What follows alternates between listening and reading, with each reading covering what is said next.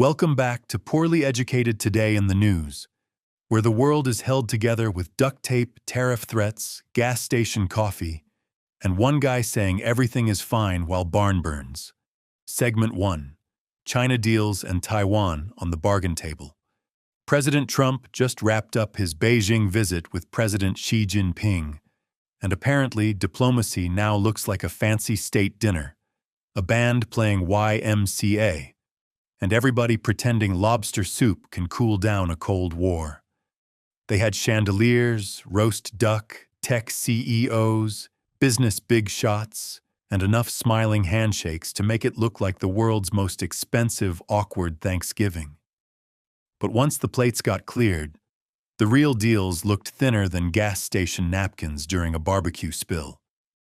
There was talk of soybeans, oil, beef licenses, and maybe Boeing planes. But markets looked at it and said no thanks. We have seen this yard sale before. The scary part is Taiwan got treated less like a democracy and more like a coupon Trump might redeem if China behaves.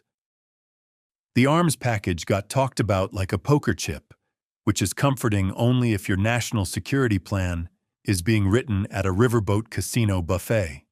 Taiwan makes the advanced chips the planet needs, and now everybody is arguing over whether that chip industry is a shield, a bargaining tool, or something America can drag to Arizona like moving a couch with a busted trailer hitch.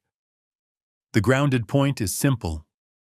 When allies wonder if promises are still promises, deterrence gets wobbly fast. And once deterrence gets wobbly, the Pacific feels like a folding table at a family reunion where three uncles lean on the same corner. Segment 2. Hormuz, oil panic, and the world's worst gas pump. And while Beijing was doing diplomatic dinner theater, the US and Iran conflict kept turning the Strait of Hormuz into the world's most expensive traffic cone. Iran is restricting ships. The United States is blockading Iranian ports. And oil markets are reacting like somebody found a live raccoon in the refinery break room. Brent crude is way up. Cargoes are higher, and folks are standing at the gas pump watching numbers spin like a slot machine possessed by Satan. That waterway carries a huge chunk of global oil and gas, so when it gets jammed up, truck drivers, grocery stores, airlines, and families all feel the squeeze. I do not care how many economists bring charts. Americans understand energy shock the second their tank costs more than a used riding mower. The war itself has become one of those awful government projects where the sales pitch was clean, the receipt is bloody, and the exit door is hidden behind classified binders. The administration started with claims about imminent threats. Then lawyers came back later with a different explanation, which is never great unless you enjoy foreign policy written like a warranty dispute. Congress almost forced a pullback, but the measure failed by one vote, meaning the country is one sneeze away from a constitutional crisis with aircraft carriers. Meanwhile, China has no reason to rescue Washington, because an America stuck in the Gulf is an America not fully watching the Pacific. So now we got oil shocks, naval blockades, fragile talks, and gas prices climbing like a possum up a church wall during a thunderstorm. Segment 3. The Save America Act and Democracy at the DMV counter. Back home, war stress and gas pump misery are getting poured into election politics, because apparently no crisis is complete until somebody staples it to a voting bill. The Save America Act is being sold as election security, but the fine print sounds like it was written by a DMV clerk who got dumped at lunch and decided democracy needed punishment. It would require proof of citizenship, crack down on mail and online registration, build a federal voter database, and put election workers under criminal pressure if paperwork goes sideways. Supporters call that protection, while critics say it could block eligible voters who do not keep documents in a patriotic shoebox beside the gravy boat. Either way, local election offices are being asked to act like border agents, archivists, and miracle workers, all making $12 an hour. The ugly part is how they are trying to pass it, by tying it to must-pass surveillance and housing bills, which is legislative hostage-taking with nicer carpeting. That is like refusing to fix the roof, renew the insurance, or feed the dog. Unless the whole family agrees, Grandpa gets to rewrite the house rules in crayon. Then you got the Colorado mess, where clean drinking water funds reportedly got frozen as pressure over Tina Peters, which makes politics feel less like governance and more like a mob movie at a county meeting. The grounded point is that when voting rules become weapons, every election starts looking less like public trust and more like a bar fight with clipboards. And once clean water, housing, surveillance, and ballots all get tossed in the same stew, you are not making policy anymore. You are making institutional chili with roadkill seasoning. Segment 4. Agency chaos, court fights, and snorkeling. The federal government is doing that thing where every agency looks calm from far away.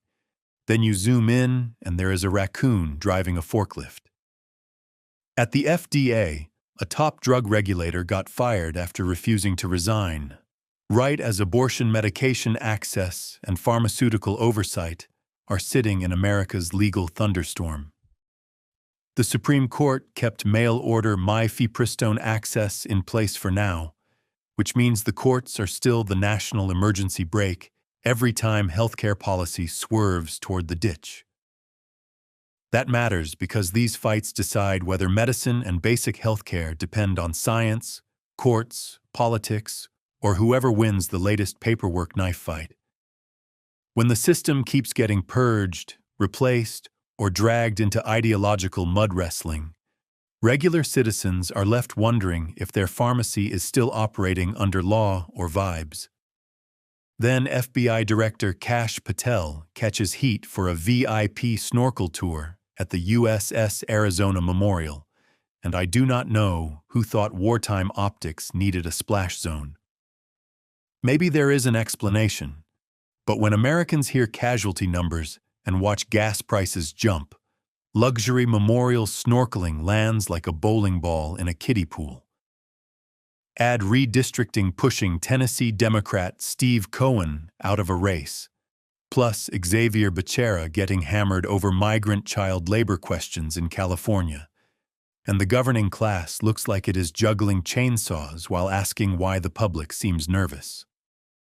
The grounded point is, credibility is not rebuilt with press releases.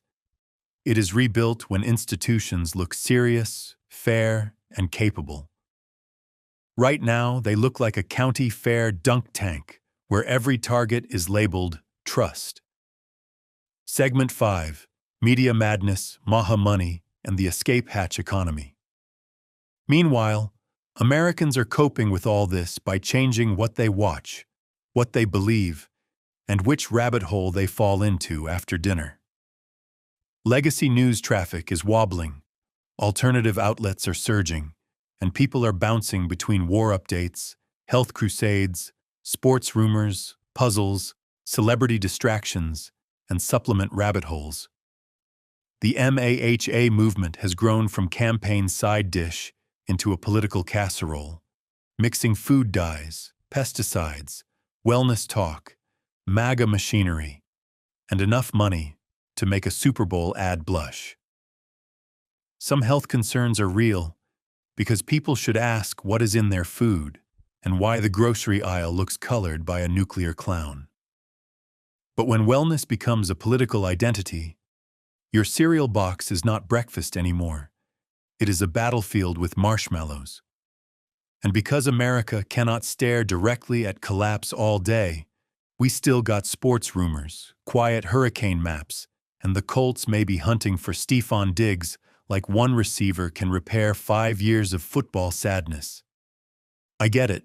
Sometimes you need to argue about wideouts, because arguing about naval blockades makes your soul feel like wet cardboard. The weird comfort is ordinary life keeps moving, People still check scores, watch storms, fill tanks, pay rent, buy eggs, and ask why every bill looks inflated with a bicycle pump. That is the grounded truth, because all these giant stories eventually land in somebody's kitchen, paycheck, gas tank, ballot, medicine cabinet, or grocery cart. So when leaders treat the planet like a monopoly board and the public like unpaid beta testers, do not be shocked when people look for answers in football trades, puzzle apps, and milk that requires financing. In conclusion, today's news is one overloaded pickup hauling China tension, Iran war, gas prices, voting fights, agency chaos, media weirdness, and public exhaustion down a gravel road with no brakes. The official message is everything is fine, but the smoke under the hood says we should quit clapping for the parade and start checking who packed the fire extinguisher.